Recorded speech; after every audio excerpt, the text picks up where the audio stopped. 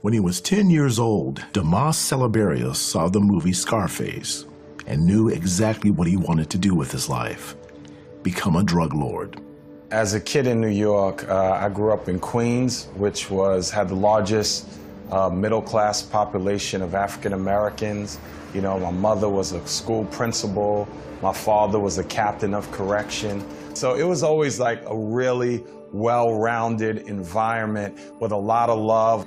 And then around 10 or 11 years old, crack cocaine started to hit our community in a huge way. You know, when you had a middle-class family, these were not poor people on drugs, but these were people of great influence. I mean, there were some drug blocks that made $150,000 a day. So you could imagine the impression that this had on a young person's mind. His entry into the drug culture came at the age of 11. Walking down my junior high school hallway, a friend pulled me to the side and said, "Do you want to buy some drugs?" You know, I realized quite quickly that that little pill was like a hallucinogen and it had power. And I told him, I said, I never want to use it again, but I'd be very interested in selling it. Instead of, you know, playing around and having fun after school, I started to go to his neighborhood and we started to sell marijuana right in that community. Dimas maintained a strict business mindset and avoided using the drugs he sold. Instead, he sought the highs that came with status. For me, it was fame, money, and power. So when I went into the drug world, I was really very young, but I was able to outthink even the competition that was around me. So I started to make more money than all those around me, and I fell in love with that. And then very quickly, we realized in order to make the money like Scarface, I had to dip into the cocaine business. And that's when I started to sell crack cocaine.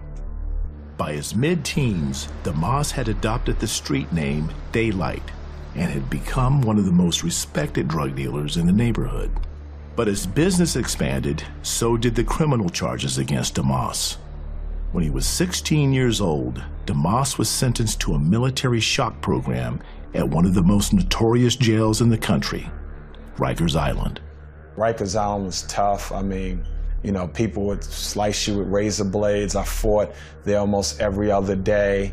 And, you know, it was one of the toughest things that I ever experienced. Dimas was released after serving a year. He tried to live a clean life, but the reality of working for a minimum wage hit hard. The only job I was able to get was working at a fast food restaurant. And I'll never forget, I worked so hard that whole week, and my check was $75. When I was used to making $1,000 an hour, and unfortunately I went back into the drug world. It wasn't long before Dimas violated his parole, but instead of returning to jail, Dimas fled to North Carolina. At only 23 years old, Dimas felt the consequences of his drug dreams catching up with him. I mean, to be a fugitive, it has a lot of, that's a lot of pressure. You know, fear was just a reality that you live with in the drug world. I mean, my whole, from age 11 on, I had to figure out in seconds, was someone coming to buy from me? Was someone coming to rob me? Was the person coming towards me an undercover cop? I mean, 30 of my friends were murdered in the drug world. Dimas grew increasingly paranoid and fearful, but a run-in with another drug dealer's girlfriend, who was known for being a witch, put Dimas over the edge. She popped out and grabbed my arm and did some kind of spin move. And next thing I know, hours later, I started to lose my mind. It was so scary. I can feel this overwhelming presence of evil and darkness inside of me.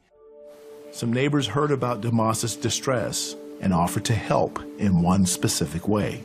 3 elderly women, 3 praying women that ran a Bible study together, had asked my girlfriend, could we pray for him? Do you think he would allow us to pray for him? They said, are you ready for prayer? I said, yes, and they just started to pray for me. The power of God hit me so hard, I really felt free, and I really felt liberated. And I really felt the love that came from heaven. And my eyes were open in a way that I knew I could never go back to the world. Eventually, Dimas completely left the drug business. When I realized that Jesus gave me my right mind back, I said, I'm going all out for God. Then I started to seek, where's a church I could go to? There was an instant attraction to talk to God and to read His Word. 9 months after turning his life around, Dimas felt led to return to New York and face his past. He turned himself in and confessed his crimes, knowing that he could face at least 7 years in prison. But when he stood before the judge to be sentenced, her response was surprising. She said, the man that I'm looking at looks so different than the person that I'm reading about. She said, I'm gonna do something I've never done. I'm gonna release you, continue doing what you're doing, and I never wanna see you in this place again. Dimas honored her request and never returned to crime.